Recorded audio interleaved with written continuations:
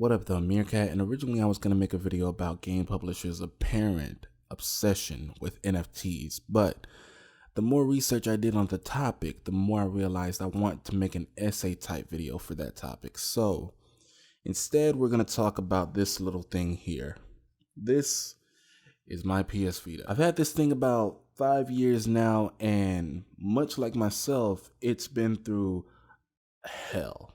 It's got a lot of bumps, bruises, scrapes, and scratches, but it's still here and it's still working pretty well, actually. So I wanted to do a little bit of a follow-up to the video that I made a few years ago regarding the PS Vita, and let you know what I think about owning a Vita in 2022. Let's go. So the PlayStation Vita was originally released in 2011, which is 11 years ago now. That's wild to think about. And yeah, the main selling point was that you could get console quality graphics and gameplay on a handheld system. AAA gaming on a portable. That was the selling point. And to be honest, I think they pretty much nailed what they set out to do. I would say the graphics on this thing are around late PS2 to mid PS3 tier graphics. Came with dual thumbsticks, just like a console controller. And pretty much everything is there except for the additional buttons on the back. But certain games support this touchpad on the back as your additional buttons. And tons of great games came out on this thing. I'm talking Killzone, I'm talking Uncharted, I'm talking Shin Megami Tensei, Persona 4, Golden. Oh my god, in fact, this little thing was my introduction to Persona. Back in 2012, I didn't have one of these. This thing I've only had since 2016, but one of my good friends actually had a PlayStation Vita, and he had Persona 4 Golden on it. I asked him if I could borrow it, if I could try out the game a little bit, and luckily he obliged. So I ended up playing the game for roughly 30 minutes and I thoroughly enjoyed my time. I said, man, I gotta get one of these.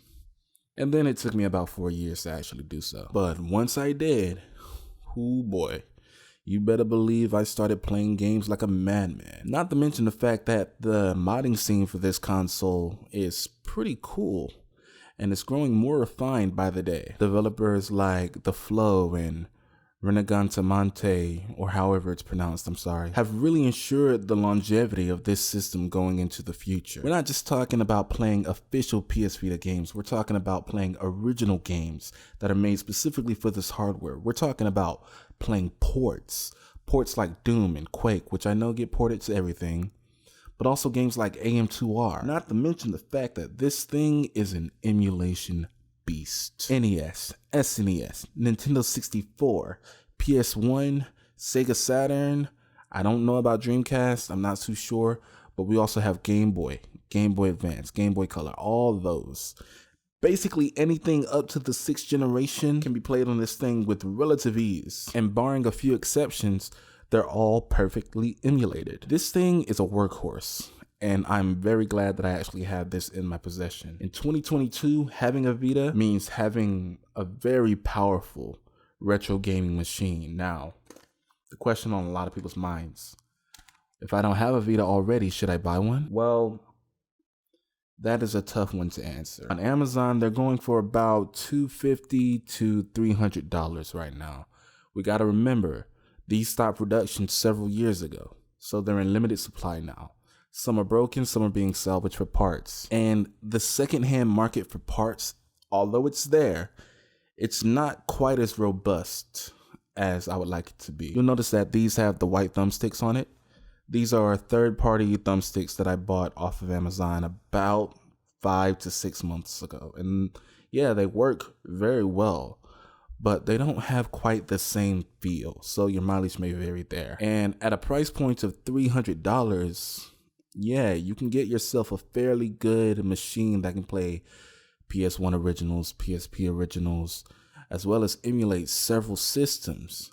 Not to mention the fact that it does play Vita games still. But at that price point, you may want to go for a Nintendo Switch. That depends on your preference though. All I can say is, if you have a Vita right now, or you're in the market for one specifically, in 2022, it's very much worth it still. So yeah, I just really wanted to put out this short video and kind of gush over this thing, to be honest, because, you know, I recently started playing it again, and my God, bro, it's so good. And look, I know that Golden is on Steam, 60 frames per second, as well as graphics options, but I don't know, something about being able to play it on the go, it's just, you're never going to be able to top that. So yeah.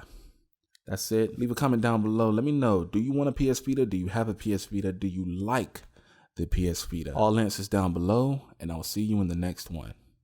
I'm out.